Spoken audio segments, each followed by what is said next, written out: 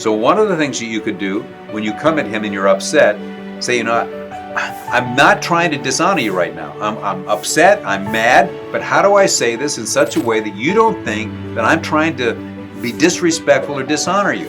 I'm trying to get a message through to you, but how do I do that without you thinking that I'm using this conflict as another opportunity to send you a message that I don't like who you are? How do I talk to you when I'm upset without you just shutting down on me as though I'm trying to dishonor you? You can shame him, Yes. but you won't change him. Wow. Hi there, everybody. My name is Pastor Kingsley. And guess what? Today is special, as usual. I'm shooting live from Michigan, Grand Rapids, and I have a very, very, very, very, very special guest today. So, ladies and gentlemen, I have my revered mentor, a phenomenal speaker and author, best-selling author. I don't know what else to use to introduce him, but ladies and gentlemen, please welcome with me today, Dr. Emerson Eggerich. Thank you, Pastor Kingsley. Thank you for coming all this way. Yeah. Yes, we're honored. Thank you, sir. Yeah. Thank you, sir. This is special for me because Dr. Emerson has been a distant mentor for many years and a close mentor for maybe a year, some months. And he's just one of those people that have inspired what we do here at LDM Ministries. And I'm having the rare privilege and honor to interview him today. But before we start, hey, don't forget, if you have not subscribed to this channel, do so right now. Don't forget to share, like, comment, do all the stuff you need to do. And don't forget, we have sister channels that will be a blessing to you. Pastor Mildred's channel is Mildred Kingsley Okonkwo. Then we have LDM with PK channel. Then we have the Q&A channel. All right, it's a question and answer channel, great channel. Q&A channel with PK and PM. Then we have the one on sex, wholesome sexuality. So please subscribe to all these channels. They'll be a blessing to you. So today, we're talking to Dr. Emerson about the world-famous message, love and respect. So, how did you come about that message that changed your life and literally has impacted the world? That's a great question. And like you, I'm a pastor. And I had the privilege of studying the Bible 30 hours a week for nearly 20 years. East Lansing, Michigan, the home of Michigan State University, a college town, 40,000 students. And so it was a kind of a college town atmosphere. And the leadership wanted me to study the scripture and exposit scripture. And perhaps 18, 19 years into that ministry, I was meditating on Ephesians 5:33. Well, Ephesians 5 is the greatest treatise in the New Testament, some would say, on marriage. Yes. And verse 33 is the summary. And as I was looking at that, I was thinking, wow, Paul said a husband must love his wife, and a wife must respect her husband. And there wasn't any debate on the first part of that. Most women would say, yes, I want my husband to love me. But the idea of respecting a man was a bit more controversial. So why was the Apostle Paul saying that? And I paralleled with Peter in 1 Peter 3, verses 1 and 2, that Peter tells wives you can win your husband who's disobedient through your respectful behavior. Looking to invest in yourself, your relationship, or marriage? We're here to help. LDM is currently running a 20% discount on all counseling services booked from today till the 1st of June 2024. Embrace the opportunity to learn, explore, heal, and grow in everything related to love, dating, and marriage with our trained counselors. Take the first step towards a happier, healthier you today. So then I saw Paul and Peter saying something that was very profound. And obviously we know 1 Corinthians 13, the love chapter that Paul penned, but he never tells a wife to agape love her husband, nor does Peter, who walked with the Lord of love for 3 years. So what did Paul and Peter No. know here? Was this just a cultural thing, or was this from the heart of Abba Father to the church? And so I began to meditate on that, because I went to a military school for 5 years, and I know that men serve and die for honor, Yes. right? I mean, honor is huge to us. Respect is huge to us among one another. I didn't see that as egotistical or narcissistic. Yes. And yet there was this, I think, perspective on the part of some women that if I respect him, I'm giving him license to do whatever he wants to do. I've got to be a doormat. I've got to go along with whatever. And he will emotionally abuse me. And I just have to be quiet.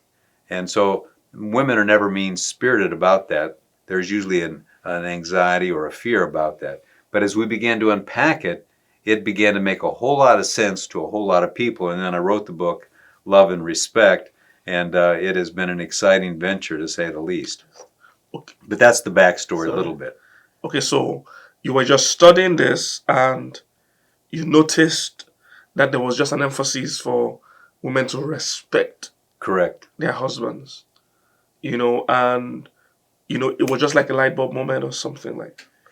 Well, it certainly was. And I also knew that when we talk about respecting a man, there is this tendency to think, well, he hasn't earned it. He doesn't deserve it. And those are legitimate concerns. Even in our world as men, we don't respect things that are not honorable. Yeah. But here's the distinction.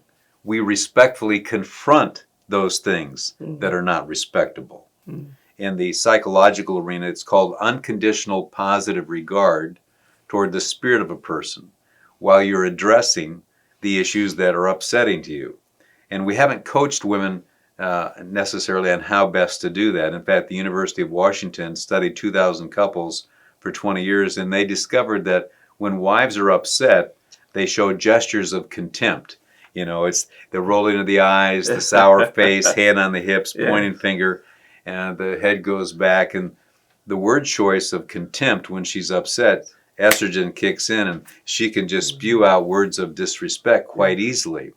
But she's trying to communicate her hurt. She's trying to communicate her insecurity. She's actually trying to get him to apologize so that they can become connected again. Yes. But there's a huge misunderstanding.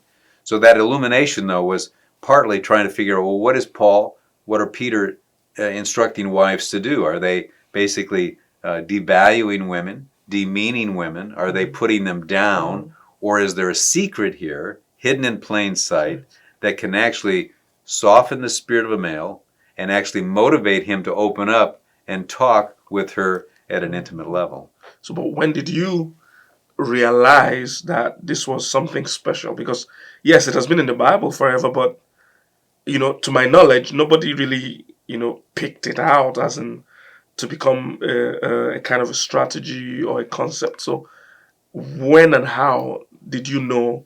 Because you eventually left pastoring to take this message. Yes. So that means at some point it hit you that this is something. Yes. So when and how did that happen? It would have been right around 1998, 1999 when I began to look at this, and we had a MOPS group, Mothers of Preschoolers, MOPS, Mothers of Preschoolers, and they asked me to come as their pastor to talk about this.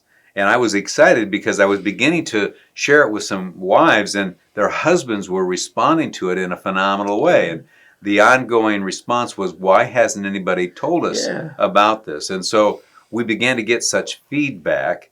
And a little bit later, I had spoken to like 600 or 700 women, and Dr. James Dobson at that time, Focus on the Family, got this message of me speaking in front of all these women who were just going crazy with excitement.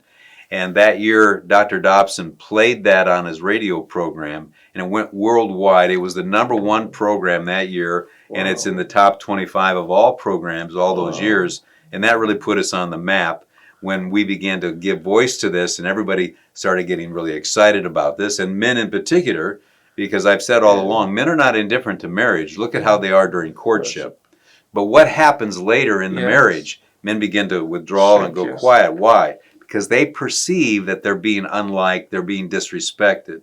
Most husbands know their wives love them, but they don't necessarily feel that they like them. Yes. did you think at that time that this message was going to, go around the world, was going to have the kind of impact it had? Because the book have sold like how many copies now? About 2.5 million. Yes. Did you think, at that time that, this was going to be this big? No, I mean, I knew that I saw something that was helpful. I knew this was the key to the man's heart, because I knew as a man what I feel as a man. I knew that this side of the equation had been ignored, and that we had been trying to make men more like women, rather than understanding how God had designed them. I mean, Jesus said in Matthew 19:4, "Have you not read? He who made them from the beginning made them male and female." And we're equal, but we're not the same. And I knew as a man what I felt. And so this message began to really excite me about self-discovery, as well as many men through the years said, you said more in 5 minutes than what I've been able to figure out about myself in 30 years. And so it was really an illuminating thing for a lot of men. But then the wives were saying, why hasn't anybody told us this? And so I think, we just started getting the message out there. And then when Dr. Dobson played that program, that's when things really exploded. Okay, so I come from Africa, and I actually also stumbled on the message, and it blew us off. It was like amazing. This is profound. Now we had an idea, but I don't think anybody put it in such clear, terms like you did. Now the issue is that in Africa, a lot of ladies were feeling that this is the respect the man thing was a cultural issue. Correct. But I want you to expound that a bit, because I know that I've read your book a lot of times. It's one of my favorite books. It's always with me. I always go back to refer to it. So I know you made it clear that it's not just a cultural issue, but it's also a scriptural issue, and you also backed up with statistics and science and all that. So I want you to help us talk to the women in Africa particularly. Now I know. In fact, maybe you should even help me answer the question: Do people here in the Western world agree, with the message, or do they also feel, it's just a cultural thing? Do you have those kind of issues? Oh, sure. And people say, well, I was with a Hispanic group, and this one fellow was saying, but isn't this really cultural? And I said, well, it comes out of the Middle East. He says, oh, that's right. I never thought about that. It comes out of the Middle East, not just United States of America and North America. So, but I think there is a fear that we're going to be telling women, as we kind of alluded to earlier, that you need to respect him no matter what, and that she's not going to be valued, that she will be dismissed, that she just has to go along with anything and everything. And that is not what this idea is all about. In fact, Peter is saying you can win this disobedient man, but it's counterintuitive. Just as it's counterintuitive for a man to put on love toward his wife who is showing him disrespect. But the question really is, does she have a need to be loved for who she is apart from her performance? And almost every woman would say yes, that's called unconditional love. But we don't do well with the idea of unconditional respect. But because that's an oxymoron, that's a contradiction of terms to a lot of people. But let's think about that for a moment. Does he have a need to be honored and respected for who he is as a human being, created in the image of God, apart from his performance? And can we appeal to that honorable man inside by asking a question like, explain to me how you would conduct yourself this way in light of the fact that I believe in you so much and you're an honorable man and God has his hand on you. How can you explain to me this unloving behavior? And that's the kind of conversation that we're talking about having with your husband. You don't somehow become a doormat. You respectfully confront the things that are not respectable. And this is a new idea for many women, because they think they've got to show these gestures of contempt in order to get the message through to him. In order to motivate him to be loving, I have to be disrespectful. But that's using unholy means to achieve a worthy end. That's the same as a man saying, I'm not going to treat that woman lovingly until she starts showing me respect. It won't work. And so one of the challenges we've extended is this a need in your husband? And it's not necessarily the deepest need you have, but is it a deep need that he has? And when you meet that need, and even saying, I don't know how to do this respect thing. I'm not trying to diss you right now. I'm not trying to dishonor you. But I'm mad right now by the way you're yelling at the kids. How do I get through to you without you thinking I'm putting you down? Help me here. And most men, not immediately, but later he might come back, you're right, I shouldn't have yelled at the kids. Women are more expressive, responsive, so they'll engage immediately. And some women get discouraged when they put this vocabulary into practice that he doesn't immediately say, oh, I'm so sorry, But he will maybe in an hour. Yes. He'll come back, he'll make a gesture to say, I was wrong there. Does that make sense? Yes, totally. So I want Am I answering your question, though? Yes. I want you to go deeper now. So assume that, because I'm saying this because I know a lot of women argue with these things. They say, oh, so is it that women don't need respect? Correct. So I want you to assume like you are talking to these people. Maybe you have 5 minutes or 10 minutes to help someone see that the love and respect message is not saying that women don't need respect. Correct. And it's not just a cultural, especially African cultural issue, that it applies to all men. So give us some scripture, give us some science, some data, some statistics. Act like you're proving the point. Yes. Oh, yeah. No, I mean, there's both. I have a PhD in family studies, and so this research component is very important to me. And we asked 7,000 people this question: when you're in a conflict with your spouse, do you feel unloved at that moment or disrespected? 83% of the men said they feel disrespected. 72% of the women said they feel unloved. So let me say right up front, 28% of the women need to be respected, right? They feel they need respect. So 72% say I feel unloved, but that means 28% of the women are saying I need respect, as Aretha Franklin has sang. But also 1 Peter 3, verse 7, Peter tells the husband to live with his wife in an honorable way. Honor her. So women need honor. Women need respect. And that's a huge thing. But what we say, we all need love and respect equally. We all need love and respect equally. What we're talking about is the felt need during conflict. How does a person filter that conflict? Even though women need respect, if a husband continues to show her disrespect, I predict she'll say, how can you say you love me and treat me disrespectfully? Right. She'll land on love as her deepest core need.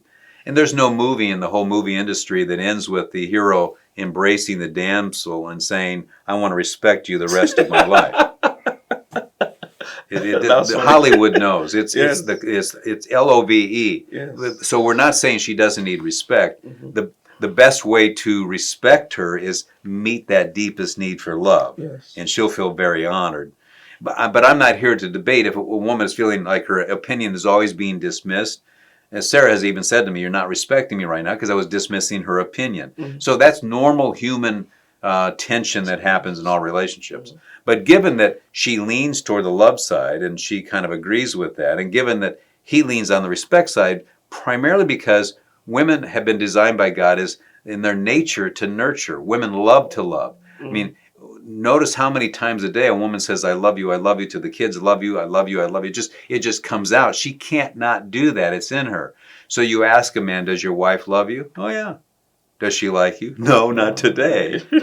She doesn't respect me today. So he tends to filter that conflict through the respect grid. So then it raises the question, okay, is that egotistical on his part? Mm-hmm. Is it narcissistic? Is he self-centered? Or is this a need? The difference, though, when a woman feels unloved, eventually it's going to hurt her, and she cries, and she moves toward him to appeal to him to apologize. When he feels disrespected, he tends to get angry and withdraw. And those do not do him, it doesn't do him a great deal of favor because she's trying to read this. It just seems like he's egotistical, first of all, and then he's not dealing with this in the way that she would feel is loving. So it's hard for her to decode that. Does that make sense? Yes. Because I've also counseled for a few years, and I could say like 99% of the time, when a guy wants to tell me what's wrong with his marriage, he summarizes it into, she doesn't respect me. Correct. Correct. And the same thing happens to the lady. She summarizes it into, he doesn't love me. Exactly. And the University of Washington, studying those 2,000 couples for 20 years in a laboratory setting, they videotaped, they had linguists, they had clinical psychologists, they monitored the heartbeats per minute. They said it came down to two key ingredients for successful marriages: love and respect. Wow. And it was also very gender specific. 85% of those who stonewalled and withdrew were the men, right? And they did it, and they didn't know why until they measured the heartbeats. During conflict, the heartbeats of the man gets to 99 beats per minute. So the honorable thing is to withdraw. That's what you and I would do if we got in a heated moment, heated fellowship. We withdraw because the relationship is more important than settling that issue at that moment in time. A wife can look like she's emotionally out of control, but her heartbeats are normal. And this is where two people really are not decoding correctly. And the researchers asked these wives, when your husband withdraws and stonewalls, what does that feel like to you? And it was so commonly answered that they made a descriptor called active hostility. The women said, it feels like he hates me, that he doesn't love me, right? But we know that the men are doing it out of honor. We're pulling back to protect the relationship. We don't want this to escalate because we're in warrior mode and we're lethal. She's not going to necessarily turn to violence, but we have this protective instinct that would die for her. But if that gets triggered inappropriately, so we have to guard against that by exiting. So here he's doing an act of honor, and she thinks it's an act of hostility. So I always ask our conference attendees, who's right? And the answer is yes. It just depends on whether you videotape through pink or you videotape through blue.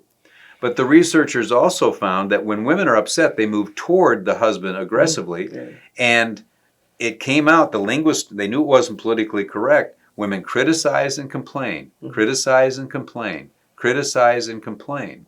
And the men were asked, when she criticizes you and complains, what do you feel? It feels like she's using this as another opportunity to send me a message that she has contempt for who I am as a human being. But we know from all social research that women care. They move toward their husband because they care. So it raises the question, is it an act of care or an act of contempt? It just depends on whether or not you videotape in pink and blue. Am I making sense? Yes. And this is what most of us are up against, because if I know as a woman I'm right, that I care, and it feels like an act of hostility, end of story. He's wrong, and I'm right. But once I give vocabulary to men, well, that's exactly right. It's an act of honor, and she's filled with contempt. So then we both put our heels in, and we declare, I'm right, they're wrong. Rather than concluding, neither one of us are wrong, we're just different. And Sarah and I have learned how to come together during those moments, and that's the key. Without dismissing the other person, but acknowledging that, empathizing with that. But what we have not done a good enough job is, how do you empathize with a man who's feeling disrespected? And that's difficult for some women. That's where I want us to go to next. Because I've counseled couples where the lady is saying, oh, this guy doesn't love me. And I ask her, do you love him? And she says, yes, I love him. I say, how do you show him that you love him? And he said, oh, I prepare his meals. I check up on him throughout the day. And she's mentioning everything except respect. That's right. So I help her to see that, you see, these things are great, but to him, he would see the respect more as an act of love than all these other things. Yes. And the same thing happens. So how do we bring it to applicable terms to a husband and a wife going through conflict? Yes. And I think the command in Ephesians 5:33 gives us a little clue. Why does God command me with agape love towards Sarah? It's not within my nature to be as loving as she is. Otherwise, the commandment is really useless. So God commands me to put on love, particularly when I'm feeling disrespected, because it's not within my nature to be loving when I feel disrespected. It's very natural for me to be unloving when I feel disrespected. And every wife listening says, yeah, I get that. Okay, now let's go on the other side of that verse. Why does God command Sarah, my wife, we've been married 50 years, why does God command Sarah to put on respect? Because it's not within her nature to be respectful when she feels unloved. Instead, it's very natural for her to be disrespectful when she feels unloved. And this is what we don't see. And this is why especially it's deceptive, because if I'm trying to do the honorable thing when I'm withdrawing, right, it's natural for me to do that. But in Sarah's world, that feels very unloving. Yeah. And so too, in a woman's world, it's very natural for her to get aggressive and criticize because she cares, but she doesn't realize just how disrespectful that appears. So what happens, we don't see what we're doing to sabotage the very intimacy that we're seeking. You follow what I'm saying there? And there are layers here, but once we get this, once we understand, God commands me to put on love towards Sarah, even if she's being disrespectful. God commands Sarah to put on respect toward me. Doesn't mean she has to respect what I did. We're not talking about respecting bad behavior. Okay. No man respects bad behavior among another man. We respectfully confront that behavior. We don't have to show contempt. If we think, as a woman, that I've got to show a lot of contempt and disgust and disdain to motivate him to love me, it'll never work. But this isn't about respecting his bad behavior. This is about being a woman of dignity who respectfully addresses the issues. And this requires self-control. You can't have the emotional meltdowns. In the same way, the loving man cannot react to his wife in this angry, harsh, hostile way to motivate her to respect him. So each of us has to recognize that we have some frailties, we have some vulnerabilities here, and that's why God commands us to go in that direction. But we mustn't be afraid of that, because if I put on love towards Sarah, every woman in the world would say, long-term, Emerson, it's going to work. And every man would say to the woman who's fearful of applying this, just trust us. On any given day, it might not receive it. Over time, your husband is going to melt and move towards you and will be soft in his spirit to engage what is on your heart. Okay, but I want to talk about you talk about the crazy cycle all the time. Correct. So talk a bit about it. Well, there's a correlation between love and respect, and that's what I was meditating on back in 1998, 1999. I'm thinking, well, why would the Lord command me to love Sarah? Well, because when she's disrespectful, I bet it's my proclivity, my tendency to react in an unloving way. Why would God command Sarah to put on respect? I'll bet it's because when I come across to her in an unloving way, it's very easy and natural for her to be disrespectful. I mean, women have said to me through the years, I don't know what respect looks like, but I got the disrespect thing down. They know that. But the correlation was this. I thought, well, when Sarah feels unloved, I'll bet she ends up reacting in a way that feels disrespectful to me, or at least appears that way.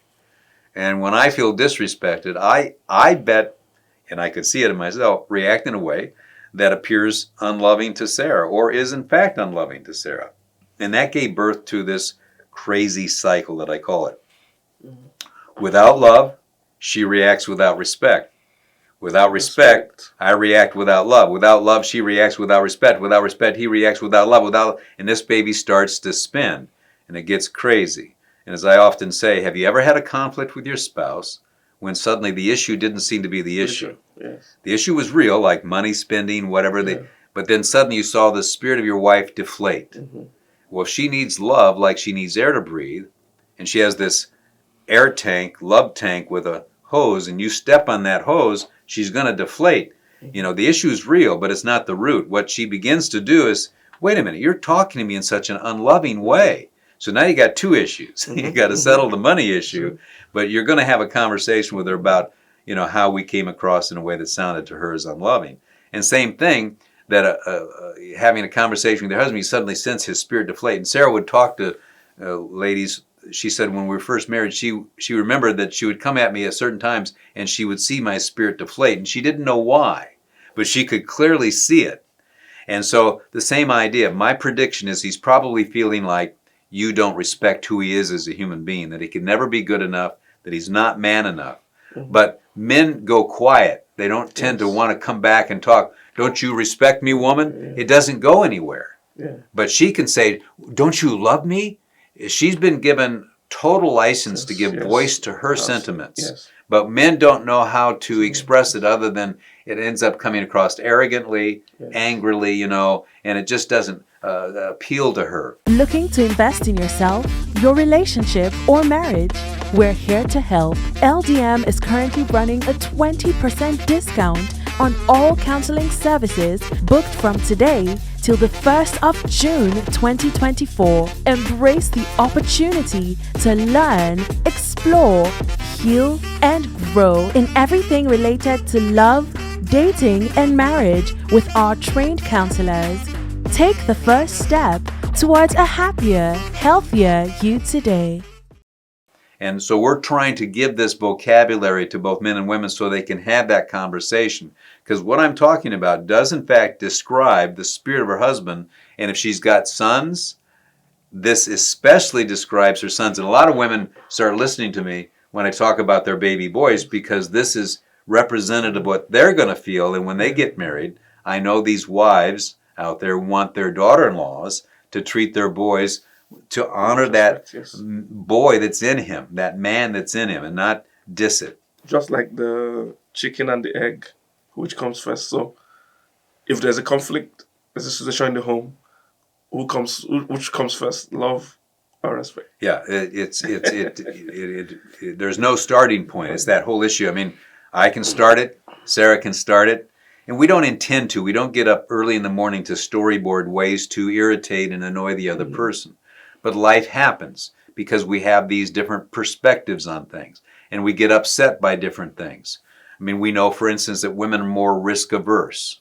They're more hesitant. He might be a little more aggressive. That's going to create an honest difference of opinion on decision making, right? And it's going to create what I call heated fellowship. There's going to be tension.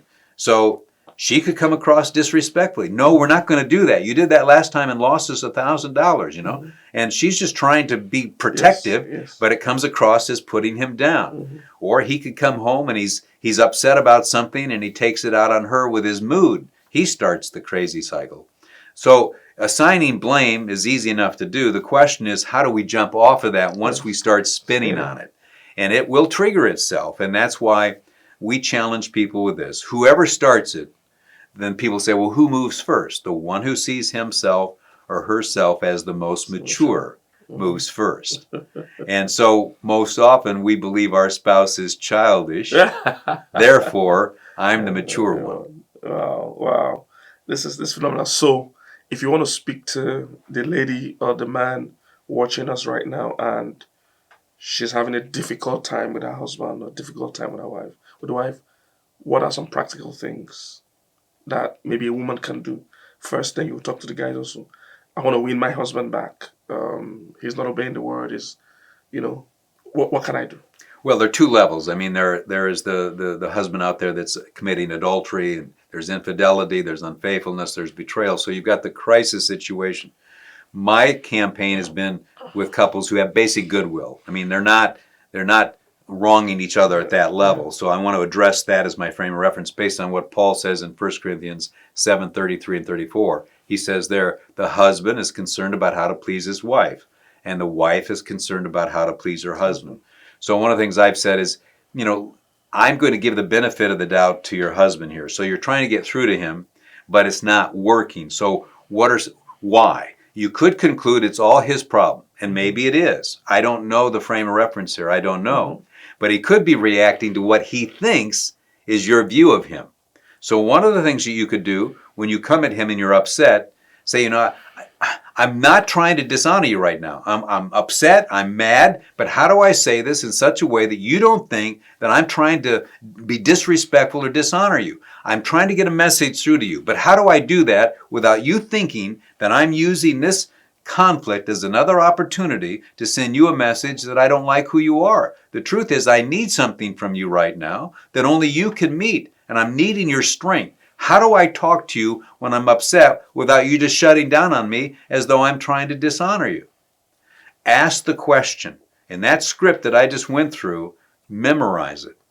Put that on replay and watch that again. And you will watch a miracle in front of your eyes. He will respond to that. Trust me. If there's any degree of goodwill, if he's out doing something that's evil, no. But if he's filled with goodwill, he'll be shocked. And we've done this enough over the last 20 years. This is powerful. This is powerful. But you don't use it to manipulate. You use it to motivate. You have to be pure in approaching them that way. Because if he softens and you say, well, that worked, then he's going to say, what worked? Well, I just read about this guy who said, if I do this toward you, you'll do this. You're going to lose his heart. That's the same thing as a guy being loving and then you being sexually intimate tonight. And he said, well, that worked. What? Well, this guy said, if I was loving toward you, you'd have sex with me. We have to treat the other person as an individual created in the image of God. They are not to be manipulated. But I am telling you, this is so powerful that you could actually manipulate a person with it. What are some of the things? But okay, I want to first of all speak to the husband. So, if it's the wife that is, out of order, and the man wants to get back to, to her, what can they do? Yeah, same thing. There are guys out there who think that she just has it as her mission to be disrespectful because she's negative, she's critical, she's complaining. But the question on the table is that due to the fact that she's trying to put you down, or she feels she's not getting through to you? She could be talking to you the same way she does with her sisters when she's upset with her sisters. But women instinctively know. They've done this research that women feel very comfortable in the ocean of emotion, it's called. They can swim in this emotion. And you watch her with her sister, they'll go at each other. They'll just, right? And then they'll have it out for a little bit. And then the one sister will say, I'm sorry, I shouldn't have said that to you earlier today. No, I'm sorry, I shouldn't have said to you what I just did. That was really bad. Will you forgive me? Yeah, I forgive you. Will you forgive me? And then they will hug, they tear up a little bit, and then one tends to be silly, and she'll say something funny, and they'll start laughing again, and they bring it what I call full circle, right? Mm-hmm. But in the relationship with the man, halfway through, he just says, drop it. He doesn't know it's just too much. He doesn't feel comfortable in the ocean of emotion. Yeah. He's flooded. Yeah. Dr. Gottman at the university said men get flooded. But he gets flooded because he thinks her mission is to put him down. Once I realized with Sarah, when she's very upset, that she's doing toward me what her femininity calls her to do, then I'm able to decode. So then if she's coming at me in this disrespectful way, which I don't like, she once chased me around the house with my love and respect book saying, how would you coach and counsel a husband treating his wife the way you're treating me right now? And we talk about that. That's negative encouragement to everybody. I mean, nobody does this perfectly. But if I say to myself, okay, Sarah's coming at me, but is she trying to diss me? Is she trying to dishonor me? Or is she needing something from me right now that only I can meet? And when I softly listen to her and let her express herself and say, you know what, I shouldn't have done that. I was out of line. I wasn't thinking there. I didn't intend to do that. Will you forgive me? I'm sorry. I don't like saying that. That's not natural to me to do, particularly if I was trying to do the honorable thing and she's claiming it's the hostile thing. Why should I apologize for doing something that's hateful, that it wasn't hateful, but actually was honorable? And that's one of the reasons that men don't apologize. Why should I apologize for something I didn't do wrong? But if I'm willing to go the extra mile, if I say to Sarah sometimes, if I was perfect, if I was like Jesus, if I could walk on water, I would have not come across that way to you. Will you forgive me? I've got to try to make an adjustment. Almost every woman, and I certainly see it in Sarah, their shoulders, they almost, I was being interviewed by a syndicated television program in Canada, across Canada, and I was saying if a man will just say, genuinely, I'm sorry, will you forgive me? A woman will almost immediately soften in her spirit. It's just like this tension just goes away. And the interviewer, female, literally went off the couch onto the floor. She said, I'm so soft right now I can't even sit up straight. Everybody went into hysteria because I just felt there's power.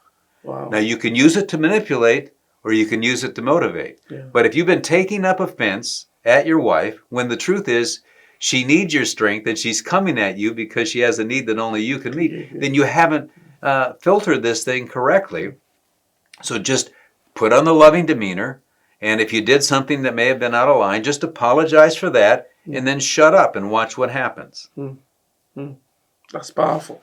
So what are some things women could be doing that comes off as disrespectful, but they don't know about it? Correct. Yes. Well, I think there are several things that we talk about in the book, and I did an acronym called CHAIRS, CHAIRS, yes, right?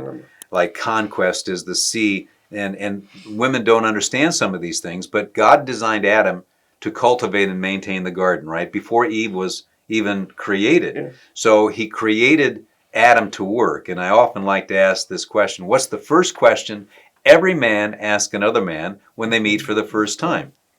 What do you do? Yes. Exactly.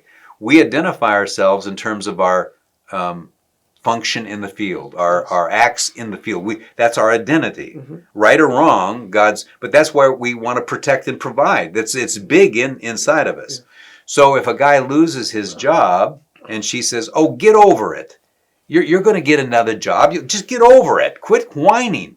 She doesn't understand. She's just because she believes in him. She actually believes in him that he will get another job. But she's stabbing him and saying to him, basically, he's a failure. She needs to empathize with the pain that he's feeling. And so part of the book in Love and Respect was we unpack how women innocently say things, and they're caring. They're not trying to be mean-spirited, but I often say, go back on those conversations where you've seen the spirit of your husband deflate, and you're thinking, he's bipolar. He was happy when he came home, and now suddenly he's got to be bipolar. Well, maybe. On the other hand, did you say or do something that he thought was a message that you don't respect who he is as a human being? And then come back to him and say, in fact, we talk in the conference about this faculty member at Michigan State, and they had a good income. They were in this neighborhood with doctors and lawyers, right? But he wasn't making as much money as they were making. And research points out, Deborah Hannon has pointed out, women give the report to build rapport with their husband. So they're seated at dinner, and it's during Christmas time, and she starts going on about, she found out all the wives in the neighborhood were going over to this very expensive department store in Detroit and spending all this money for all these Christmas presents. And they were just going to spin. And they were having this good conversation as they're sitting there, but suddenly she noticed that her husband's spirit just started deflating and just kind of this mood shift. And then he got up and he took his dishes, washed them off, and said, "I'll be in my study." And then they came to the conference. And I talked about how a man will filter certain conversations. So she went back to her husband and she said, "That night that I was talking to you about those women spending all that money, and they could have bought the same presents here locally for half the price, did you think that I was sending you a message that those men that they're married to are better men than you, and those women have it far better than I have it?" He said, "Yeah, that's exactly what you were saying to me." Well, it wasn't what she was saying. Yeah. But the same thing, if a man brings home a diet book for his wife because he wants to lose some weight, how is she going to filter that? You think I'm fat. You don't love me. Your love is conditional. If I only look like a model, you'll... No, I want to lose some weight. So we can do innocent things as men, but still hurt our wives. Wives can make innocent statements to their husbands and still hurt. And the key is, don't worry about those past. Well, we can come back and say, you know what? I feel like this gal did. She said, "I was not trying to dishonor you. I was just letting you know how my day was and what I was thinking. You're a great man. I wasn't even thinking that way." And men, once they get that information, then they'll, "Oh, thank you." And they were good then. So all you have to do is rebound. You just rebound. You just repair. If you sense their spirit, did I just step on your air hose? Did I just say something to you that was disrespectful? Or you say to her, did I just come across as unloving? The question is, do we have the courage to do that? Many of us are so insecure. We're so insecure that we do not have the courage to ask that question. So then we stay on this crazy cycle. But the mature person comes to a point where they say, you know what, I'm not going to be afraid of that answer. And furthermore, even if they overreact, you don't have 1 ounce of love in your soul. If you stay on message, here's the deal. If you meet a person's deepest need and you continue to do that, they're not going to continue to be cynical or react that way. But if we say to ourselves, the key for me to motivate my spouse to meet my deepest need is for me to deprive them of their deepest need, that's not going to work. For sure. For sure. Is this making sense? Absolutely. You know, and I mentioned to you that I was working on a book for communication, because the love and respect message, I discovered that it applies to almost every interaction between male and female. Yes. So whether it's in the workplace or even in just communication. So, you know, I began to see that there's a way a woman likes to be talked to. There's a way she receives information. Exactly. So if you don't understand the love and respect message, a man would talk to a woman as if she was a man. and a woman would talk to a man as if he was a woman, and that would always hit the brick wall, Yeah, exactly. all the time. Exactly. So I in the book I developed 7 C's to talking to a man and 7 D's to talking to a woman, and all of them are still based on the love and respect. When I went through them, I was like, this is still, love and Yes. respect. Yes. Yes. So one of the C's I wrote there, I said, women, when they communicate to men, don't seek to control. Men hate control. Even when you are right, but if they feel you want to control them, Yes. because they Yes. are conquerors, they will just want to rebel and resist the information, Yes. even if you are right. Yes. I also said, don't confront. Men hate confrontation. So, again, when you come at a man, and women confront to connect. Yes. Yes. That's right. Like you mentioned, women That's confront right. to connect. That's right. So they want to connect with the man, and they're trying to confront him. But he's seeing that as an act of war. Yes. In the Old Testament, when 2 kings said, let's meet face to face, what they mean is that we're going to war. So men see confrontation as an act of war. Yes. So they have no other thing than to have default of, we're at war. Yes. So I'm just trying to say that love and respect are discovered in every single fabric of our interaction. You must be mindful Yes. of the Yes. love and respect difference, between the man. That's right. Same thing. Harshness. If a man is a leader over the women, harsh with that. Just you're upset in your man. It's just not gonna work. But even on what you're saying about confrontation or control, that's not the motivation of the female, and so Yes. you have to disarm that Yes. by saying, how do I confront the situation Yes. without the issue, without you feeling I'm confronting you, because you're a good man, you're an honorable man. How do I confront this issue? Help me. How do I address this issue without you feeling that I'm somehow dishonoring you? Because that's not my goal. Or, hey, I believe we need to make the decision this way. They put me in this position of authority, and so I believe we need to make the decision. How do I communicate this to you in such a way that you don't think that I'm trying to control you right now, as I say we need to head in that direction? Talk to me about this. I think if we bring that out, and I think great men will do the same thing, because we understand this. Sometimes, whoa, Kingsley, I'm not trying to control you here. I'm not. You're the greatest salesman I've ever had, and I'd be a total failure without you. But I need to address something.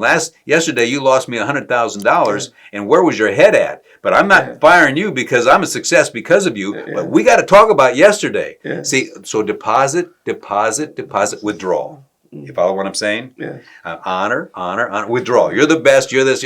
But whoa, see what I'm doing? Yeah.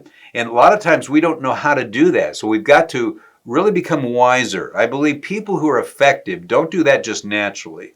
They've learned these things that you're talking about, like the 7 C's or the 7 D's, and we've thought through how to do this without concluding that I've somehow got to become something other than who I am. Yes. And I think a lot of women fear that they're going to be told they got to stop being who they are in order somehow to accommodate this male ego. That's not what we're talking about at all. Okay, but I want you to give an encouragement to women particularly, because like you mentioned in the book, and I agree totally, that the concept of unconditional love is generally accepted. Everybody agrees. Yes. But people are still struggling with the concept of unconditional respect. Exactly. Women I've spoken to over the years feel, why should I respect a man when he's not deserving Yes. of respect? Yes. Women feel respect has to be earned. That's right. And then the culture reinforces that at one level. And yet in psychology, the Rogerian method, you show unconditional, positive regard toward the spirit of your client, or even if they're messed up. There was a whole, in Atlanta Monthly, described this prison system where the warden said, we're going to treat every inmate, almost 99% men, and 100% men in this case, with unconditional respect. We're going to treat every man with unconditional respect. Their recidivism, the effects, the impact of that was absolutely phenomenal. And they didn't not confront bad behavior, they respectfully confronted it. Said, Joe, this is wrong, but you're an honorable man and we're going to continue to treat you with honor, but there's a consequence to this. Now you can make a decision. We're going to continue to believe in you because we do, but we're not going to allow for this in the prison system right now. But they continue to come at these individuals in that way, and they coach the whole staff, every guard, to show unconditional positive regard. These were criminals, but the impact was immeasurable. This became a classic system on how to imitate. So if we take that particular episode and say, we're not talking about somehow sitting on your feelings, never giving voice to what you feel, never expressing upset, never confronting wrong behavior. That is not what unconditional respect means. Unconditional positive regard means this is who I am as a human being as I address who you fail to be as a human being. Because women always ask me, so what does respect mean to a man? How can I show this man that I respect him? Yes. So is it about the words? Is it about the attitude? Well, it is. It's demeanor. It's the look. That look is a very important look. It is so much of it is the look. There is demeanor. It is tone. Hone the tone. Yes. One has to step back and ask themselves, and particularly I've noticed that women expect more from their husbands than they do from sometimes other relationships. They don't talk to anybody else, but that's also, and men need to understand, it's not a complaint, it's a compliment to him that she feels this admiration for him and she wants him to live up to that expectation. But in the process, she appears to be tearing him down. It's an interesting paradox of some sort. But I talk about tone, I talk about demeanor, but also in the Love and Respect book, I give 6 ways that you can communicate respect to the desire that's in the husband, the desire. And that's the way in which I unpack that. We're not necessarily talking about all of his performance because he may not be performing. Yes. Same thing, almost every mother I've met will say to her husband, I'm the worst mother on the planet. I'm the worst woman on the planet. I'm horrible. Should he say, I kind of agree? No, her heart. Yes. She may have had a bad day and she did yell at the kids. She did, but her desire and you honor. No, you're the greatest. I could never parent like you parent. You're tremendous with the kids. The role is to affirm. So too, when a man may say, I feel like a failure. Well, I think, I could see that you're a failure. No. You go into that desire and say, no, I believe in you. Yes. I believe in you, and we'll figure this out. Yeah. But what I noticed with this message is that we also need to buttress, and I want you to talk about it a bit. Love and respect, I actually noticed that it's also a way to motivate the person. So if a man is behaving maybe below what he should, or I should act, I also feel that respect is one of the ways to get him back on track. Mm-hmm. So it's not just a way to enjoy the relationship. It's even the way God put it in Scripture is one of the ways to even correct a negative situation. So like from 1 Peter, when the Bible says, if your husband is not even acting in the word, because people come to me all the time and say, my husband is acting out of order, what should I do? And I said, exactly the same thing that God asks you to do, even from Ephesians 5. Is the same thing you do to a troublesome husband. Yes. What you do to a loving husband is the same thing. God has not changed his mind. He has not changed his approach. It says still respect him. So I noticed that beyond just having a good marriage, even when the situation is negative, God still says respect is still the way to go. Mm-hmm. Because it's inherent within the male as it is inherent within the female. I mean, you can have a rebellious woman who's got a lot of problems, but every woman knows if she is treated with love, yes, she may be reacting to it, but she's going to melt at some point. At some point, she's going to soften because she's hardwired to respond to love. Exactly.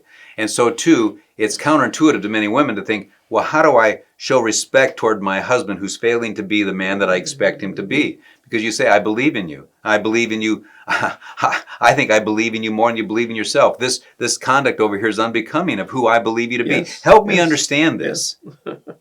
And so he may, but then that night, he will want to live up to that expectation, which is the point I think you're making. Yes. There's no guarantee of this, but that's the better direction to go. Anyway. There's no guarantee that this woman, that if you love her, she doesn't kill herself. I mean, there's still suicide, there's still addictions. I mean, there's no absolute 100% guarantee that these will work, but this is the way I think God is calling us to be as loving husbands and as women who are women of dignity. So basically, for women, for a man dealing with his wife, hate is never going to get us as much result as love. Never. So never. It'll manipulate short term, but it will not. It'll never affect the heart. So love is still the best way to go with your wife, and respect toward the spirit of the man. Yes, it's still the best way to go. That's right. Even when he's not, deserving of this respect, even when he's acting totally out of order, when you don't know what to do, respect is still It's the best coming option. across respectfully as you address issues that are not respectable. If you show disgust, disdain, That's definitely not they're going to work. screaming, yelling, all those things that you are using to hopefully motivate him to be more loving and to apologize will not work long term. You can shame him, Yes, but you won't change him. Wow. Okay. Lastly, for mothers, for parents, does love and respect affect, or should we, apply that to raising our daughters, to raising our sons? Well, I think almost every book written to fathers about daughters is to love her and to be loving toward her. And one of the absence, though, was the mother-son relationship. And I wrote a book called Mother and Son because I started receiving hundreds of emails from mothers who at our conference, marriage conference, said, well, I've got 3 boys. I wonder if I start talking to them respectfully, I wonder if those boys will respond differently, because every mother wants to connect with their sons, yes. But as they move into age 13, 14, particularly even after age 4, up to that he's the little boy that she hugs, but as he moves into 4, he becomes all boy, and she begins to lose this connection, right? He's not as, and so they begin to panic a little bit. But these mothers began to apply what I call the respect effect, the respect talk, and I wrote a whole book on that. But to your point, I mean, God made us male and female. It wasn't husband-wife. Yes. And when we apply love to any female in its appropriate boundaries, we're not talking about an inappropriate love, but that loving, caring demeanor, every girl is going to respond to that. And when you honor the spirit of the boy, even as you're addressing issues that, are maybe his rebellion here or whatever, I've had school teachers write me, I've got all these where they began to respectfully confront the boys in the class who were acting out. And suddenly it just completely transformed. There's one school, he's a counselor across the nation, and he coaches on the love and respect dynamics because boys are different than little girls in the classroom. And when you start applying that, it has amazing results. So the parenting application is clearly there. Yeah, but okay, I want to draw a point. I've also noticed that men kind of find it easier to connect with their daughters. So they're able to empathize and connect at a certain level with their daughters that some of them struggle with connecting like that with their wives. Yes. All right? And yes. sometimes I notice mothers are able to be more forgiving, more tolerant with their sons than they are of their husbands. Yes. So yes. what is going on there? Well, because the daughter is not showing contempt or appearing to show contempt to daddy. Mm-hmm. Pure and simple, right? And so that men shut down when they perceive that you have contempt or disrespect. Most daughters, adore their father, and they're just always. So I think that's a dimension there. But and on the other side, I think it's a great point you make that mothers are more forgiving, more responsive, and that's why many times the best way for me to convince women about this message to their husband is talking about their sons. And you remember me referencing earlier on about their boys, that you hope that daughter-in-law is going to, and whoa, and women have said the light bulb came on, whoa, and now suddenly I realize my husband is a son. And so they change their tune a little bit. But I think that observation you make is a good one. And I think we need to learn from that and realize that maybe that's a clue. Why is it that you have a better relationship with your daughter? On that side, because you're not showing contempt. But also, I think there is a sense in which we accept maybe the emotionality of our daughters, now looking at it on the other side, but we don't accept the emotionality in our daughter and our wives, and we need to do the same.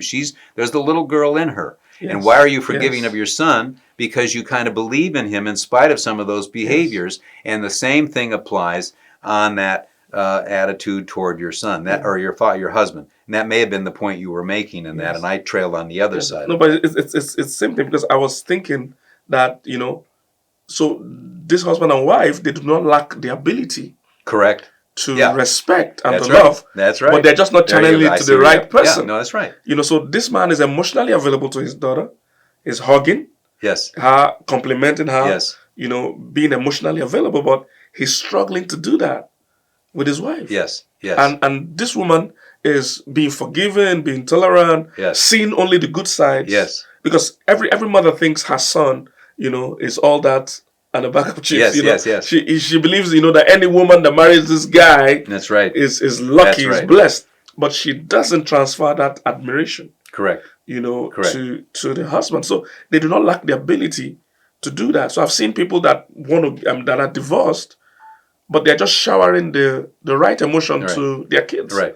which they could have given to themselves. Well, in part, it's because we believe we can influence our daughters, we can influence our sons, but we lose confidence that we can influence our husband or wife, and we begin to feel like we're more the victim. We don't feel necessarily that we're the victim of our daughter or victim of our son. So we have to then step back and say, do I have this influence, or am I a hopeless, helpless victim in relationship to my spouse who continues to not hear me, and I begin to feel devalued, that they don't care, and so then we just kind of stiffen around them a little bit. And that's where this message of love and respect is so powerful, that you can reintroduce the relationship that you once had when you were courting, because that person is still there. Yes. But what happens is we put up these shields and we become defensive, and then those defensive reactions prove to be offensive. So without love, defensively, she reacts offensively without respect. And without respect, defensively, he reacts offensively without love. And we don't see it. We don't see that our own insecurity and defensiveness that we expect them to decode is actually offending them. Oh. And it just keeps spinning. And we offend each other, and we don't get it. Until we decode, until we understand this crazy cycle, and we have the vocabulary now, that's when I hope couples begin to decode and just relax a little bit. It's not as bad as you think it is. Wow. This has been phenomenal. Before we close, I want you to talk about the offer that our viewers have, my followers have. Yes. For your new products. Yes. No, we have a website called loveandrespect.com. You spell it out, loveandrespect.com, loveandrespect.com. And we're launching a whole new platform. There are courses, 13 courses there, the 7-hour conference that we have. My son, Jonathan, is a clinical psychologist. We have 130 podcasts that have had about 3.5 million downloads. We have an Ask Emerson personally. You can ask any question. And because of the friendship with Kingsley, if you go to loveandrespect.com, it'll have a form there. And if you put in the coupon, here's the coupon, 100 King, short for Kingsley, 100 King, then $100 will be removed from that $199. So for $99 for the whole year, you get everything that I've been offering. If you come to our 2-day conference, it's $100. That's a Friday night, Saturday. You're getting that 7-hour conference plus all the courses. The Mother-Son course, I've never launched until now. We're launching all this. So please consider joining. I'd love to have you ask me personal questions. We'll be answering those. We'll be having free webinars within that context. We had 1,647 people sign up for registered the other night for a webinar. So very excited. That's phenomenal. Thank you, sir. That's such a big gift. So $100 discount if you use 100 King. 100 King. 100 King as for the coupon. So hey, guys, this is phenomenal. Thank you, sir. That's so much generosity from your part. Thank you, sir. This has been great. I've enjoyed myself. The love and respect message just keeps spinning, just keeps spiraling. There's so much to unpack. If you've not gotten the book, I've read the book lots of times and I have a signed copy. Please go get the book. Amazing book, amazing message. And I think it's still as relevant as it was many years ago when you started to push that message. I still see it in this young generation that they still need to understand. Yes. That, when it comes to male and female relationships, love and respect. Well, HarperCollins next year, the 20th anniversary next year, so HarperCollins is doing a major push on love and respect after 2 decades. Wow. So we're very honored. Oh, that is beautiful. Thank you, sir, for coming on the show today. Thank you, guys. So please don't forget, follow us on all social media. Love and respect on Instagram, on Facebook, everywhere. Also follow Kingsley Okonkwo on all platforms. You see the details on the screen. Please make sure you follow, like, subscribe, share, and comment. See you in the next video. Looking to invest in yourself, your relationship, or marriage? We're here to help. LDM is currently running a 20% discount on all counseling services booked from today till the 1st of June 2024. Embrace the opportunity to learn, explore, heal, and grow in everything related to love, dating, and marriage with our trained counselors. Take the first step towards a happier, healthier you today.